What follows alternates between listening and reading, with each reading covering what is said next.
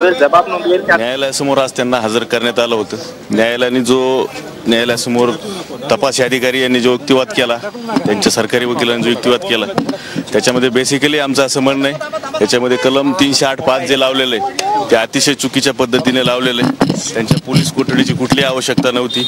मुळामध्ये FIR जर पाहिला FIR मध्ये त्यांच्याकडनं जप्ती करण्यासारखं काही नसतानाही इन्व्हेस्टिगेशन ऑफिसरनं कोर्टासमोर जे सांगितलेला विषय आहे त्यांच्याकडनं जप्ती करायचे, ते अतिशय चुकीचा विषय। मुळामध्ये हा जो FIR नोंदवत असताना जे कलम लावण्यात आलेत खंडणीचे, खंडणी मागितली आणि खंडणी दिली आणि खंडणी घेतली, याच्यामधले वेगवेगळे प्रकार BNSS कायद्यात नवीन कायद्यात आलेले आहेत। त्याच्यामध्ये 308, 2, 3, 4, 5 लावलेले। मुळामध्ये या प्रकरणात या FIR मध्ये 308(5) हे लागू होत नाही। हे लागू होत नसताना ह्याच्यामध्ये 308(5) लावलं, जे की मुळात चुकीचं आहे। म्हणजे मी आपल्या मीडियामार्फत मी सर्वांना आवाहन करतो की जे कायद्याचे अभ्यासक आहेत त्यांनी कलम 308(5) पाहावं आणि FIR पाहावं। हे जर पाहिलं तर या प्रकरणातली वस्तुस्थिती जी आहे ती महाराष्ट्रासमोर येईल। जे या ठिकाणी जे चालू आहे की कस्टोडियल इंट्रोगेशनच्या अनुषंगाने जे मुद्दे मांडले त्याला गृहीत धरून कोर्टाने जरी 14 दिवसाचा PCR दिला असला तरी परंतु या प्रकरणामध्ये जी पार्श्वभूमी आहे ही सगळी परिस्थिती जर पाहिली तर कोर्टाने आज जरी आमचं म्हणणं ऐकून घेतलं नसलं तरी कदाचित आमचा आज जो कोर्टासमोर युक्तिवाद झालाय कदाचित तो 14व्या दिवशी PCR संपेल, त्या दिवशी तो कन्सिडर करण्यात येईल। परंतु मी आपल्या या मीडियाच्या माध्यमातून सर्वांना आवाहन करतो, जे कोणी कायद्याचे अभ्यासक आहेत त्यांनी कलम 308(5) पाहावं आणि FIR पाहावं।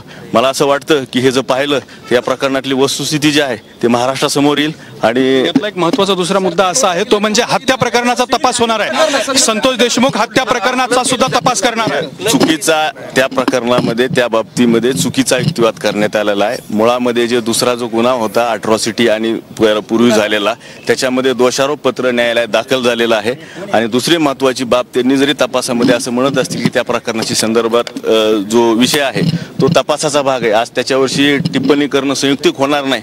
परंतु आज प्रथमदर्शनी जो खंडणीचा FIR आहे त्यामध्येच त्यांना कोर्टामध्ये हजर केलं आणि त्याच्यामध्ये ती PCR मागितली आणि त्यांना 14 दिवसाची PCR त्या ठिकाणी मंजूर। याच्यामध्ये आम्ही जशी वकिली व्यवसाय करतो तसे अनेक खंडणीचे गुन्हे पाहिले, परंतु महाराष्ट्रामध्ये मी पाहिलेलं माझ्या वयातलं म्हणजे मी 2006 पासून वकिली करतो ते आज 2024 आहे। आजपर्यंत कित्येक खंडणीचे गुन्ह्याची प्रकरणाची हाताळणी केली, परंतु या ठिकाणी मला सांगावं मीडिया ट्रायलच्या म्हणजे मीडिया ट्रायल जे आहे की 14 दिवसाची सुद्धा कोर्ट पोलीस कस्टडी देतं। कारण प्रकरण जर पाहिलं तर ज्या गुन्ह्याला 10 वर्षापर्यंत शिक्षा आहे ते पण 308(5) चुकीचं लावलेलं आहे। ते जर लावलं नसतं तर सर्वोच्च न्यायालयाच्या आदेशाप्रमाणे 7 वर्ष शिक्षातल्या नोटीसवर त्यांना सोडावं लागलं असतं। अशी परिस्थिती असताना केवळ मीडियाने प्रकरण उचलून धरल्यामुळं या प्रकरणामध्ये जे आहे ते जीव आलेला आहे। Otherwise other than Valmik Karad जर कुणी असता तर याच्यामध्ये अटकपूर्व जामीन सुद्धा झाली असती। मीडिया ट्रायल बरोबर तुम्ही राजकीय दबावाचा मुद्दा सुद्धा मांडताय। नाही, याच्यामध्ये काय पॉलिटिकल प्रेशर राजकीय ह्याच्याबद्दल मला मत व्यक्त करता येणार नाही, परंतु जे काय दिसतं टीव्हीला सकाळीला उठल्याच्या नंतर बातम्या ते संध्याकाळपर्यंत ते जर पाहिलं तर निश्चितच खंत वाटते की मीडिया ट्रायलमुळे एखाद्या माणसाला म्हणजे त्या ठिकाणी जर अदर दॅन वाल्मिक कराड, परत रिपीट करतो, अदर दॅन वाल्मिक कराड व्यक्तीवर जर अशा प्रकारचा गुन्हा दाखल झाला असता तर निश्चित मी एक वकील कायद्याचा अभ्यासक म्हणून सांगतो त्या ठिकाणी अटकपूर्व जामीन मान्य न्यायालयाने दिली असती। ते मी सांगू शकत नाही, ते तपासाचा भाग आहे। काय मुद्दा आहे की इतके दिवस हा सगळा वेळ लागलेला आहे, म्हणजे तपासामध्ये कुणाची चूक आहे काय काहीतरी ते तपासी अधिकाऱ्याचा संबंध आहे, त्याच्यामध्ये वकिलाचा किंवा कोर्टाचा काही संबंध नाही। तपासी अधिकारी ते न्यायालयाला सांगतील। अपेक्षा काय आहे, काय निर्णय होऊ शकतो? न्यायदेवतेवर सर्वांनी विश्वास ठेवा, न्यायदेवतेवर सर्वांनी विश्वास ठेवा। आमचा न्यायदेवतेवर विश्वास आहे। न्यायदेवता वाल्मिक कराड माझ्या पक्षकाराला न्याय देईल।